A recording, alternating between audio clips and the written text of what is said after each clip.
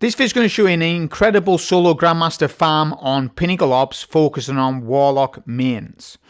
Now if you're above 400 power level, it is in your best interest if you're just looking for prime engram drop only to do solo ops, because it's much quicker than Fireteam Ops, Crucible Ops, Pinnacle Ops, etc. However, there are reasons to come out of solo ops. Number one, your brain, your psychological aspect of it. You will get burned out if you're 400, 500, 600 solo clears in solo ops and you're starting to get burned out. There is a reason to come out of it, not just because of your welfare, but because there is other armor sets that you can farm, etc., and other weapons. This is why you do want to come out of solo ops occasionally. So if we inspect the engram, number one, the armor set. You will only get an armor set for solo ops and fireteam ops that's particular to that.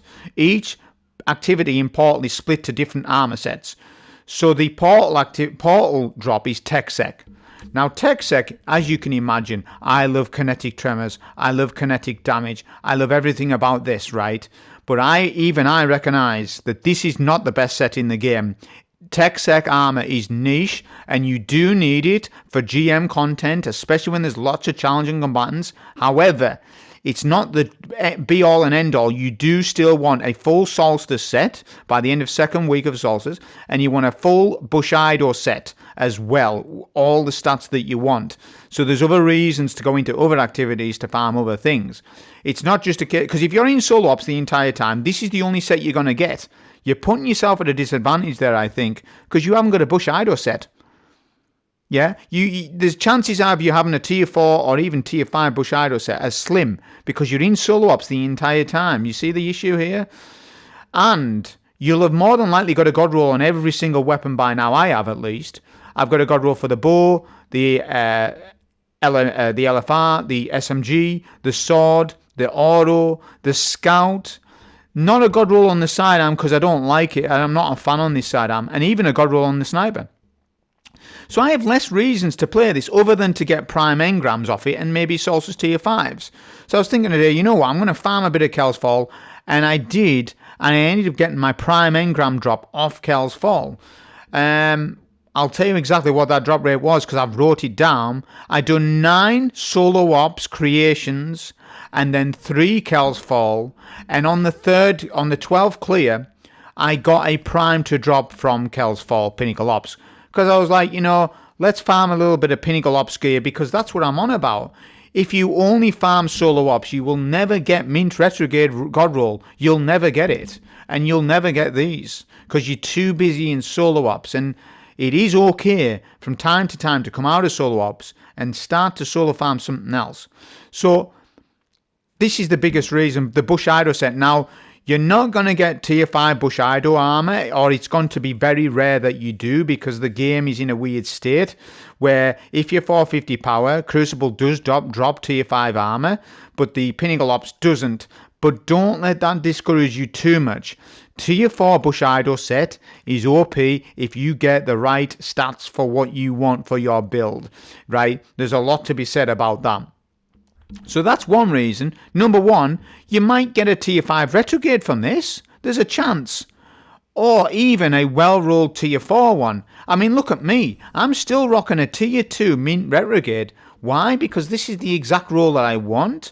And I haven't got a tier 5 or tier 4 retrograde with these perks yet. It's all up to RNG. So I'm like, well, you know, I'll do a bit of Kel's Fall and take my chances. Maybe I'll get a God Roll Retrograde. Especially if you're a player that doesn't have a roll on this. Man, that's so important that you go and get it.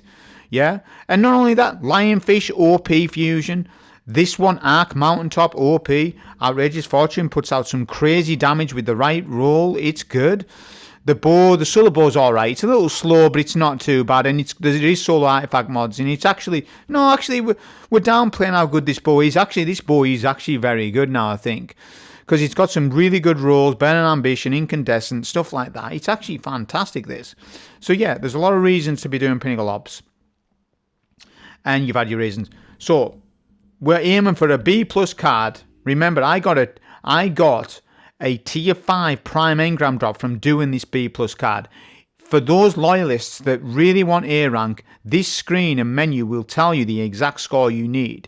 So I need 1 million for A rank. I won't get that on this card. Look at my forecast, 843. There's no way I'm getting to 1 million. However, I'm going to get close, because if you complete Pinnacle Ops very quickly, you get a huge time boost where it'll shoot it up to 100.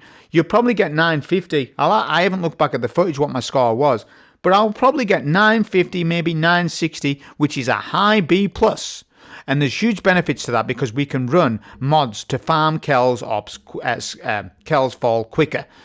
Yeah, and that's where we come into the card. So the card, number one rule with the card, it needs to meet your power level. So if you're 320, have your card at 320. If you're 270, have your card at 270. It depends on what you're doing, because the transition between expert to master can be awkward between cards. It means that you have to be under leveled in master, or you need to be over leveled in expert. There's all these nuances with it. But playing GM content, you need to have the card at least match your power at the very minimum. If you are over 400, if you're lower than if you're at 400, you need to pump the card up 20 levels minimum with some mods to make your card B plus at least. In my case, I want 2 red mods on. Difficult art threat is 20 combatant power, and it's a very easy mod to counter because of chest plate resistances. Secondly, if hot step is up, use it. This mod seems bugged and is not working, so this is in the player's benefit. Make sure you use hot step, as it adds challenge multiplier. It adds the +10, and it's a free mod. It's easier than other mods like counterfeit. You don't want counterfeit. Subtle foes is alright, but it still is annoying. Energy drain, no way. Blasts, absolutely no way. Do you see when Scorn Raider is good. I forgot about Scorn Raider. I should have probably used it, but it's alright, because hot step's free mod anyways, actually. Now this is where we come to this. Now the card's removed it. Let's put it back on. These are the green mods I ran. Livewire for infinite amplification. This is huge, right? And then air superiority. This is going to buff all airborne damage, and I have a particular strat for this regarding the build that I'm using. Solstice mods, it doesn't matter because we're not using solar. You can use this. This still procs on any build, Solar Storms, and Solar Slide's actually OP.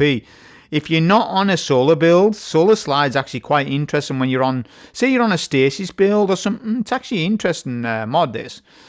We can't run infinite heavy, not with this, but we don't need infinite heavy. Where I'm going with this, there's no need for infinite heavy in actual fact. And Kel's Fall takes benefit from getting 3 banners.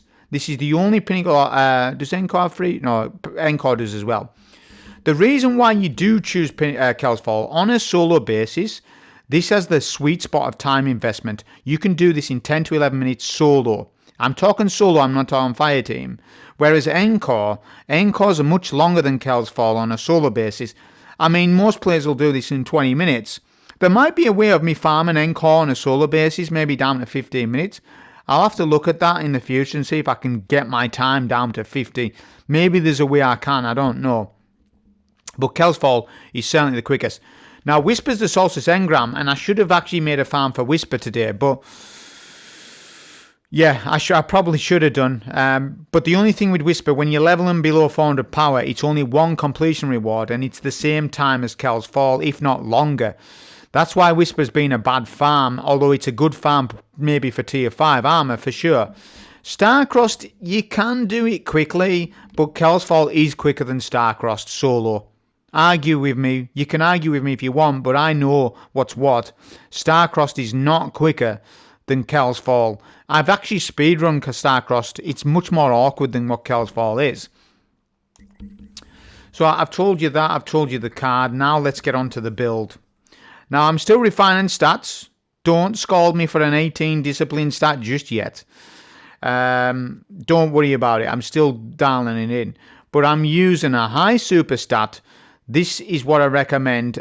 Edge of Fate is Geomag stabilizers. Edge of Fate, sorry. I recommend that you use all Edge of Fate stuff, because if you use Edge of Fate stuff, that does inherently seem to be a Prime Engram buff. If you use Prime Engram drop rate buff, if you use Edge of Fate base gear. Now, I have said, people, you get a 1 in 8 drop chance. That's not always. When I say sometimes you get 1 in 8, what do you think the word sometimes means, everybody? It means occasionally. It means on the off chance. It means potentially. It doesn't mean every drop's 1 in 8. No, I never said that. Stop putting my words in my mouth. I said to you, you can sometimes get 1 in 8 drop chance with Edge of Fate gear bonus, but sometimes it will revert back to 1 in 20 drop chance, sometimes 1 in 25. I can tell you though, sometimes I've got 1 in 5, 1 in 7, 1 in 8, 1 in 12. It is all RNG, but I think there is some sort of secret Edge of Fate bonus in the background giving us prime drop rate buff. Today I got a 1 in 12 drop chance. That was 9 solo lost sectors and 3 Kells Falls. I get a prime, and the video footage shows you that at the end.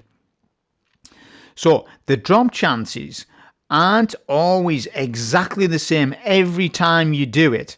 And we know Bungie. Bungie has said explicitly they want you to use Edge of Fate gear. They want you to use Edge of Fate gear. Look at all these buffs. Kinetic slot damage 4%, DR 15. They quite clearly have said they want you to use Edge of Fate gear. And I think their whole theory behind this is that they're benefiting our Warden players who do use Edge of Fate gear more than players that don't. And that is my 4 or 5 day test. I've tested this for 4 days now. If you're somebody that's only tested this for 1 drop, that's not good enough. You need to come back to me after 1 week of tests. Then you can say to me, all right, this isn't working because of this. You can't just test it for 1 hour and come back and say that it doesn't work. That's not how a test works, man. I've tested this for 4 days. And I can tell you, there's a massive difference between this week and last week. Last week I was using old gear, getaway artists, Symphoceps, Slammer, all these weapons, man. They're just putting it, to me, they were just putting me down, yeah, for prime drop rates. Bungie has got something in here with this. Why do you think they've hidden the prime buff? Why do you think they've exclusively hidden that secret buff away? Why do you think they've done it? Answer the question. It's obvious. It's obvious why they've done it, because they want some sort of thing where players have to sort of figure out between 400 to 450 on the best way of leveling. That's why they've done it. They've put it so it's open for interpretation from the player base. They haven't just done it on purpose where they're like, no, we're not putting the prime buff in the game, the description of it. Although they should have done.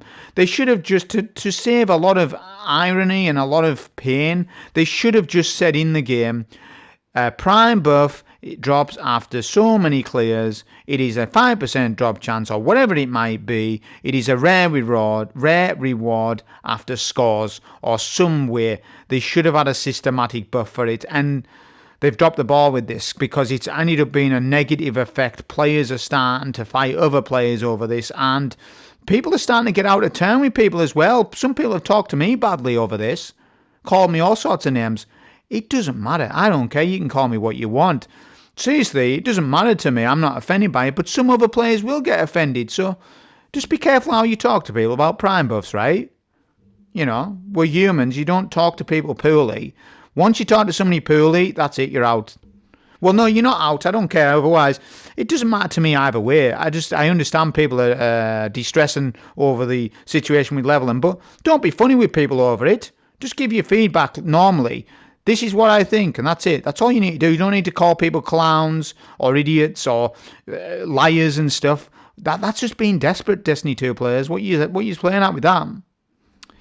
Anyways, this Geomag stabilizers build.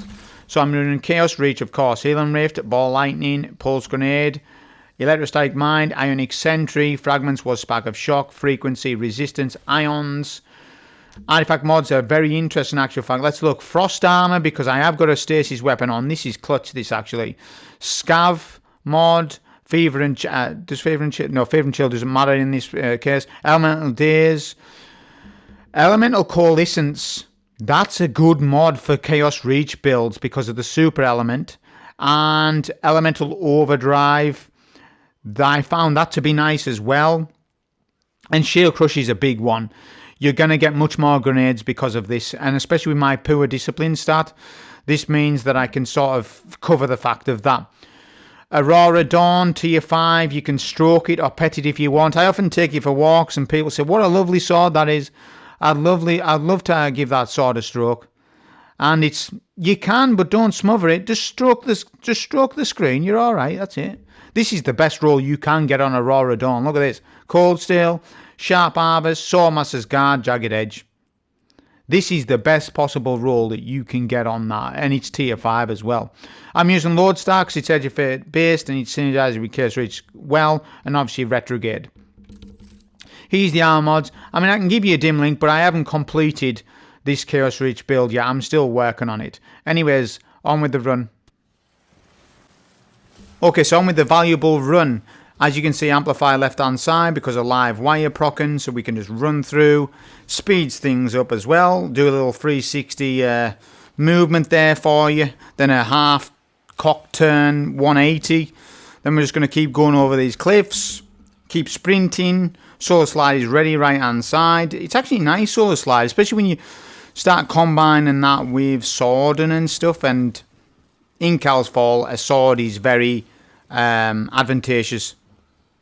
Especially if it's cold steel, because obviously that stuns overloads and such. And you can get frost armor via this sword. Okay, so make sure that you have ammo and you don't pick no starting ammo for Cal's Fall. If you do that, your farm's messed up. You want to one cycle this boss as soon as possible. Pulse grenade goes down. You're going to jump up in the air. There we go. So the jump shot with Retrograde. Look at the damage. It's called Jump Shot Retrograde. That is buffing with airborne damage. Yeah? That's why we can put out so much crazy damage solo, may I add.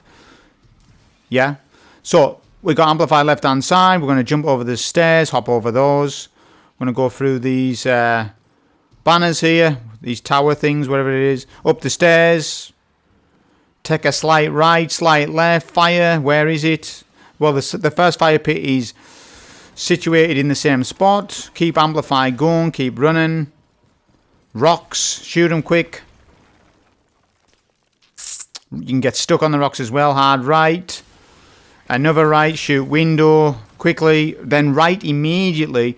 The quicker you are here, the better that you will stop getting killed from the screebs on that little bit right there. See them? And you just jump over the heads. Jump over the dread. Jump over the captain and what have you. Because Pinnacle Ops has a 55-minute timer, especially on GMs, you get more time boost. That's why you don't need to clear ads. That's why on Pinnacle Ops you can speedrun it and skip a lot of ads and still get B plus even A rank cards. Because if you finish the mission within 10 minutes, you've got 50 minutes there remaining of time score multiplier type thing. And it just means that you get so much more score the quicker that you beat the mission. Pinnacle Ops scoring and Solo Ops scoring are two different things in actual fact. Yeah, in terms of how they're scored. That's why with Lost Sectors it's a bit more strict. You must do the additional objective. You must do the main. Obviously, you've got to do the main objectives. But with Pinnacle Ops, you're more free to just speedrun it. There's no need to get score. You will get the score anyways, providing that you speedrun it. And that's what this is about. Banner goes in. Now we're going to get to this Overlord Champion here in mid. Want to get the sword out. I'm not using Nade. I have my Ionic Trace. Ionic turret, but I'm not using it because that's for blind. Just sword all of these ads. The pit bosses spawn in the guys for the moats. If you sword, you are more likely to pick up the moats because it magnetizes to your location because you're close to them. That's why you should sword them. It speeds it up with a sword. Now we're going to do jump shot, retrograde. Here we go, 2 shot. We'd amplify buff. That means the ads won't hit us and we'll speed. We'll go right into middle. Yeah, and then we're just going to get rid of it. We should have jumped there. That's fine, though. He's melted. Ionic turret goes in mid. And now we're going to get a pulse grenade down and then super. We're going to plan. We're doing the damage. We're doing the damage. We're doing great. We're doing great. There we go. I could have killed him. This trickster really is a trickster. He's a scammer. Yeah, he's a scammer, not a fighter. He just fell off on purpose so that I couldn't finish him with Chaos Reach. Because, by the way, you will finish him off with Chaos Reach. The boss fell off the map. I got bad RNG. I have lost 10 seconds on the farm. whatever. I'm not redoing the run for the video. I'll just go with it. But what the idea of the strat is, jump up in the air, airborne stacks with Chaos Rage Geomags, and you will do incredible amounts of damage, especially if you've got a high super stat. Because remember, you get a super damage bonus the more you add over to your 100. Right, now we're just going to zoom past. I'm like a raging bull waiting for that door to open. Follow the tree routes, left, right. Tree tells you where to go for players who are confused. There, left, and another right, and then a right. See how the tree's actually showing you where to go? You can see it visually. Once I start to tell you it pops out at you. It's all right, yeah, it does tell you where to go. And then just keep going through. Here's the major skip. This will save you 90 seconds. And it also allows you to skip snipers. Come down to this location here, and you're just going to jump on the turbine, and you're going to make your jump. You got amplified to help you with this. And you're going to make this precise jump here. Once you know this jump, you're fine with it. The first time you try, you might fall off map, but it's not a problem. Whip out the sword. If there are screebs, block. Sword block. There is. There we go. Sword block. I've anticipated that. Screebs can sometimes not be there. If they are there, though, sword block. Because they can kill you in actual fact. Got to be careful. Difficult arc threat is on, remember. So they're going to hit you quite tough. Keep running through with Amplify. Jump up the hole. Banner goes in. That's why Kells Fall's so good, right? Because you're getting plenty of banners. Starcrossed only has one banner. Or two. I think it's one or two. Or it might be one. I think it's one banner that it has, right? It's worse for ammo. Kells Fall's very easy on the ammo side of things, right? Rift goes down. Jump in the air. Pulse grenade. I'm going to alt-fire Lodestar. Look at the damage, eh? That's alright, that. See that little chunk there from Lodestar? That was a bit of a good chunk. Then just going to finish the boss off with Mink Retrograde. Now, this is where you need to optimize. What's this optimization right here? Look for Fire Pit. First, it can be Right Tunnel and Secret Cave. Those are the first two locations you must go and check. There are 3 fire pits. I need to manage my ammo. I haven't got enough for what I need to do. This is what I'm going to do. Watch special ammo counter shoot up. Watch this. Sword goes in. Plus 13, plus 14. Look at that. Then I get a break. Then now I'm full on special. Do you realise how critical that is? That's so good. That allows me to melt the bosses and still have ammo for all of the phases. Remember, on Grandmaster level, you need more ammo because the bosses are tankier. You need more ammo to cover your bases. Because you don't want to use a super here because you won't have a super for later. All of this is coordinated and planned out. Turret goes down, jump in the air, Mint Retrograde. There we go, look at the damage. That's good damage, GM level. Trust it.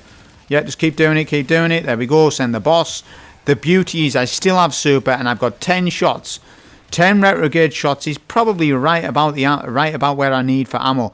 And look at that. Because of Sharp Harvest, I was able to strategize more damage for Retrograde. That is why this sword is a meta sword. And some of you are still using Slammer. And you're like, I love Slammer. Why? It's old stuff, man.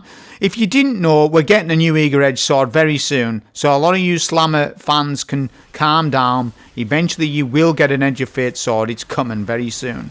Right. Rift goes down. And you want to jump shot with Retrograde. I'm looking for that pulse. I get my pulse. It was a bit late. That's because I've got too low of a grenade stat. But that's okay. I am still refining this build. Obviously. I'm still looking for armor pieces. I'm actively doing that armor chase right now. Yeah. So I'm not going to have the best stats, am I? I'm like you. We're all in the same boat. We're all leveling up and we're all looking for stats. Because there's multiple builds for multiple things. Amplified is still in. Now this is the trick. Here's the trick for Warlock, and this is particular to Warlock. Titan is different, but for Warlock, this is what we do. Run up and ignore the boss. Wait for phase 2. This is AI manipulation. This is acute precision looking at AI boss. He goes to this plate right here if you don't touch him. Watch this. Let him stomp you. Chaos Rage jump in the air. Watch, watch, watch. There we go. That's the trick. That works every single time. If you don't touch the boss, you need to let him go to plate 2. then he will do it. If you touch him at all, he skips plate 2 and goes to the top of the map, and chances are you haven't killed him. In order to one-cycle him, you need to get him to stomp you whilst you chaos reach him, whilst you're in the air, because of airborne. That is similar effect to a T-Crash Titan. Basically, it's this. If you remember the T-Crash Titan speedrun on this, it's the same as that, but we're on Warlock. And some people don't play on Titan. Some people just do main Warlock. They need the advices, just like what a Hunter needs, a Titan needs. You know, not everyone's the same skill level as well, people. There are different skill levels in this game, and different players with different needs, with different suits. That's what I'm trying to do. I'm not trying to narrow myself. I'm trying to widen myself to cater to a lot of different players. It's not just the elites I want to cater to anymore. I want to cater to casuals, to help those out, intermediate players and advanced players. I want everything. I want the world. I want to take over the world with my voice. That's what I want to do. And I will have that. Fikro prepares an attack. Just melt the ads with sword, frost armor and such. Now what I'm going to do is use a blinding turret. This stuns the unstop. Get it right on his body, right on his head. That will initiate a stun. Finish him off with sword. Then we go for cold steel sword here. Look at this. Save the pulse. Try and save your pulse, because you're going to pulse right now. Watch this damage. Just keep picking up the motes. There we go. Revenant empowerment. Shoot window. Jump in the air. Jump right up in the air, loyal, to make sure airborne is procced. Pulse grenade, chaos reach, geomags. Look at the melt. That is so easy, and it's such a fun little farm, this. That's why I figured I would make this video today regarding it. Look at the score. Pumps right up to 10k. There you go. We get the B+. We get what we want, and we get a prime engram drop at the very end. You see it drops. That pink goodness drops. That was a solo GM on this. Hope you enjoy. Thank you.